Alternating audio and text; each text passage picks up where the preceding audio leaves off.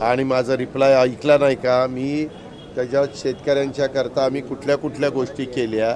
आता परवा मी म्हणजे देशाच्या पंतप्रधानांनी तसं मोदी साहेबांनी, अमित भाईंनी, पियुष गोयलांनी, शिवराज सिंग चौहानांनी 20% जो टॅक्स कर लावलेला होता तो पण काढून टाकला कांद्यावरचा.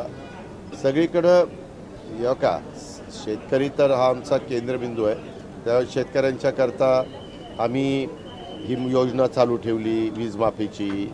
शेतकऱ्यांच्या करता आम्ही लाडकी बहीण योजनेमध्ये पण अनेक शेतकऱ्यांच्या घरातल्या त्यांनी जे काही लाभामध्ये मोडणाऱ्या ज्या महिला येतात त्या त्याच्यामध्ये आहेत.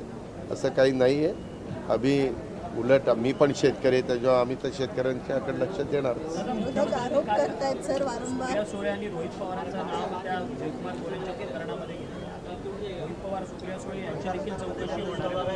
त्या संदर्भामध्ये तुम्ही नीट ऐकलं नाही. तेव्हा ते असं म्हणाले की आम्ही पोलिसांनी जी काही माहिती त्यांना दिली त्यामध्ये व्हॉट्सॲप कुणाशी बोललं गेलं, कुणाचे व्हॉट्सॲप पूर्वीचे डिलीट झाले, किती वेळ कोण कुणाशी बोललं, अशी सगळी माहिती मिळालेली आहे. त्याच्या पुढं अधिकची माहिती मिळवण्याचा आम्ही प्रयत्न करतो आणि वस्तुस्थिती जनतेच्या समोर आणणार आहे असं देवेंद्रजींनी सांगितलं.